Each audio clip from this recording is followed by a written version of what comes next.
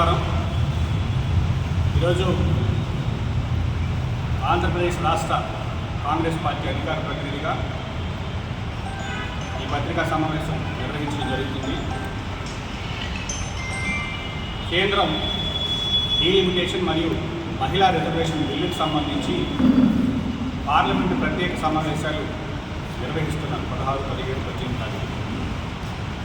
ఈ డీలిమిటేషన్ అనేది దీని మీద రేవంత్ రెడ్డి గారు చంద్రబాబు గారికి లేఖ రాయడం జరిగింది.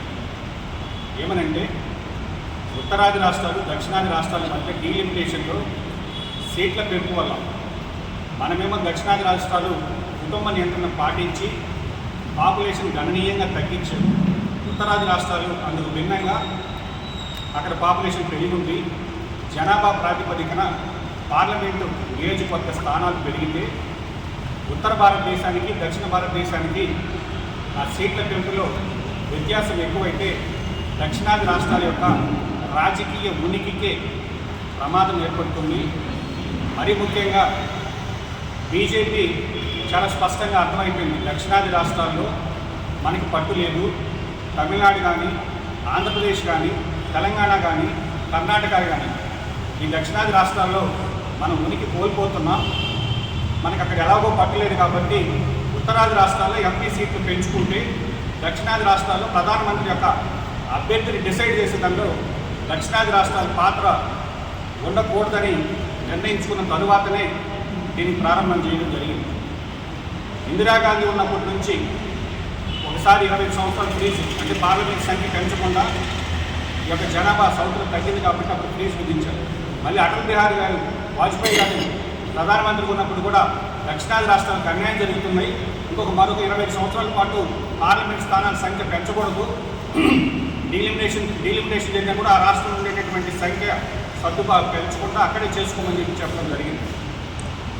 ఈరోజు మహిళా రిజర్వేషన్ సంబంధించి కాంగ్రెస్ ప్రభుత్వం ఆనాడు 2010లో రాజ్యసభలో బిల్లు పెట్టి రాజ్యసభలో బిల్లు పాస్ అయ్యి లోక్సభలోకి వచ్చిన తర్వాత అప్పటి బీజేపీ ప్రభుత్వం మద్దతు ఇవ్వకపోవడం వల్లే మహిళా రిజర్వేషన్ బిల్లు ఆగింది.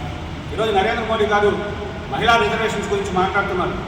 ఈరోజు హుటాహుటిన ప్రత్యేక సమావేశాలు పెట్టి దాన్ని ఏమైనా ఇమీడియట్గా అమలు చేస్తారంటే ఇప్పుడు కాదు, మేము 2029కి అమలు చేసే దానికి ఇప్పుడు ఎందుకు అంత హంగామా చేస్తున్నారంటే కేవలం రాబోయే రోజుల్లో అసెంబ్లీ ఎన్నికలు ఉన్నాయి తమిళనాడు, వెస్ట్ బెంగాల్లో, వాటి కోసం వేస్తున్నటువంటి కొత్త డ్రామా. కాబట్టి దేశ ప్రజలందరూ కూడా ఈరోజు ఆలోచించాలి, నరేంద్ర మోడీ గారు ఏ విధంగా ఆలోచిస్తున్నాడు. ఈరోజు డీలిమిటేషన్కి సంబంధించి దక్షిణాది రాష్ట్రాల ముఖ్యమంత్రులు అందరూ రెస్పాండ్ అయ్యారు, ఒక చంద్రబాబు గారు మాత్రం నోరు మెదపడం లేదు. ఈ రాష్ట్రాలు దక్షిణాది రాష్ట్రాలకి ఇంత అన్యాయం జరుగుతుంది, రాజకీయ ఉనికి కోల్పోతున్నాం. ఉదాహరణకి మనం ఆంధ్రప్రదేశ్ నుంచి ₹1 సెంట్రల్ గవర్నమెంట్కి ట్యాక్స్ కడితే అందులోంచి తిరిగి మనకి 60 పైసలు మాత్రమే వస్తుంది సెంట్రల్ గవర్నమెంట్ నుంచి. అదే బీహార్ లాంటి రాష్ట్రానికి ₹6.60 వాళ్ళు కేంద్రం వెచ్చిస్తుంది. అక్కడ మనమేమో రూపాయి కడితే మనకి 60 పైసలు మాత్రం మనకు వెనక్కి వస్తుంది ట్యాక్స్ రూపంలో. అదే బీహార్కి ₹6.60 కేంద్రం కేటాయిస్తుంది. కేవలం జనాభా ప్రాతిపదికన జరిగేటటువంటి ఎక్స్పెండిచర్ కాబట్టి మనం ఈరోజు దేశ నిర్మాణంలో దక్షిణాది రాష్ట్రాలు ఎన్నో ట్యాక్స్లు కడుతుంటే ఆ ట్యాక్స్లన్నింటినీ నార్త్ స్టేట్స్ తీసుకెళ్ళి ఖర్చు పెడుతున్నా కూడా ఈరోజు ఓర్చుకుని ఉంటాం. కానీ ఇవన్నీ దేనికోసం అంటే ఇదొక దేశం, India is a nation United of all states, అన్ని రాష్ట్రాలు అన్ని కేంద్రపాలిత ప్రాంతాల్లో ఒక దేశం ఒక సమగ్రతకు సంబంధించినటువంటి అంశం. ఈరోజు దేశ సమగ్రతకే నష్టం వాటిల్లేలా దక్షిణాది రాష్ట్రాల్లో ఎంపీ సీట్ల సంఖ్య భారీగా తగ్గిపోతుంది, ఉత్తరాది రాష్ట్రాల్లో భారీగా పెరుగుతుంది. ఉదాహరణకి మనకి ఈరోజు 20 సీట్లు ఉన్నాయి, 50% పెరిగినా కూడా మహా అయితే 37-38 సీట్లకు వస్తాయి. అదే ఉత్తరప్రదేశ్ లాంటి రాష్ట్రాల్లో 40 సీట్లు కాస్త 80 అవుతాయి. అంటే మనకి పెరిగేదేమో తక్కువ, అక్కడ పెరిగేదేమో ఎక్కువ. నంబర్ ఆల్రెడీ అక్కడ ఎక్కువ నెంబర్ ఉంది కాబట్టి ఇంత జరుగుతున్నా దీని మీద కూటమి నేతలు కనీసం ఇంత అన్యాయం జరుగుతుంటే మాట్లాడలేనటువంటి పరిస్థితి. కాబట్టి చంద్రబాబు గారు ఈరోజు మీరు కూటమిలో భాగస్వామ్యంలో ఉన్నారు, ఈరోజు అక్కడ మీ యొక్క అవసరం ఉంది, అయినా కూడా మీరు కేంద్రాన్ని నిలదీయడం లేదు. ఎందుకు నిలదీయరని అడుగుతున్నాం.